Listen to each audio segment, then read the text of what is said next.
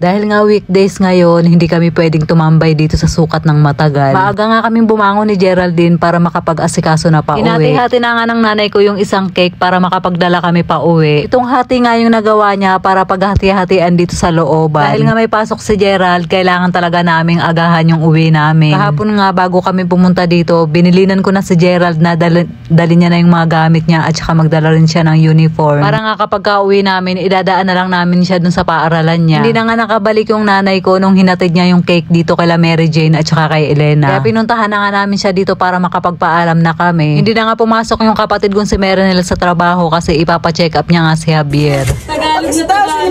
Uy, bigay mo kay Javier yan! Uy, kay Javier yan! Bigay mo na kay Javier cake?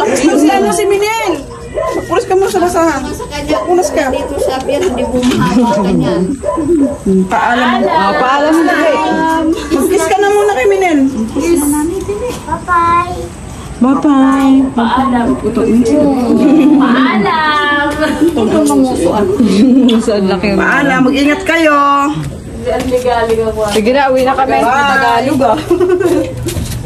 Yung e-bike nga namin, 1 oras at kalahati lang siya na charge nung gabi. Kaya pagkadating namin dito sa may putatan, malapit na nga siyang malobat kaya naghanap kami na pwedeng pag-charge yan. May nakita nga sana kaming dali tapos meron siyang saksakan sa labas kaya nagpaalam si Geraldine. Yun nga lang hindi pumayag kasi bawal daw. Kaya sa tindahan na nga lang kami nakicharge. Si Gerald naman pinauna na namin na sumakay ng tricycle kasi nga may pasok pa siya. Kasi nga kailangan at least 2 hours ma-charge tong e-bike para nga makauwi kami. Nakailang gamit din kasi ito nung gabi kaya nalobat na din. Tapos nung nasa bahay pa nga, hindi pa siya na-charge ng maayos. 2 hours nga naming charge dun sa may tindahan. Buti na nga lang at pumayag siya. Pagka uwi nga, pinalamig na muna ni Geraldine yung cake para makain namin. Kinahaponan naman, sinipag nga ako maglaban ng mga damit ko. Ilang piraso lang sana yung lalaban ko, yun nga lang, nilahat ko na talaga. Ang bilis ko nga lang din natapos to. Nakaalis na rin nga si Carlos para magtinda. Then bigla ko nga naalala na mayroon pa pala akong sabon dito. Nadala ko pa galing ng Japan, kaya kumuha ako ng 3 kasi may pagbibigyan ako. Then nakita ko nga yung mga card na galing dun sa ex ko na apam. Charot.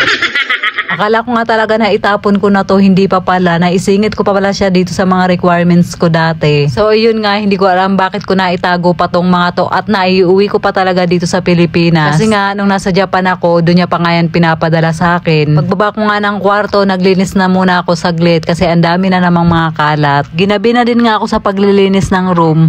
Pagkalabas ko nga ng kwarto, yung 2 bata nakikipaghabulan dito sa papi. Habang naglalaro nga tong 2 bata, si Geraldine, inaayos na yung hapon na namin. Hindi na nga kami nagluto ng ulam kaya nagpaiwan na lang kami kay Carlos ng pares kasi yun na nga lang yung uulamin namin. So yun na guys, hanggang dito na lang po yung ating video for today. Maraming salamat po sa inyong panonood.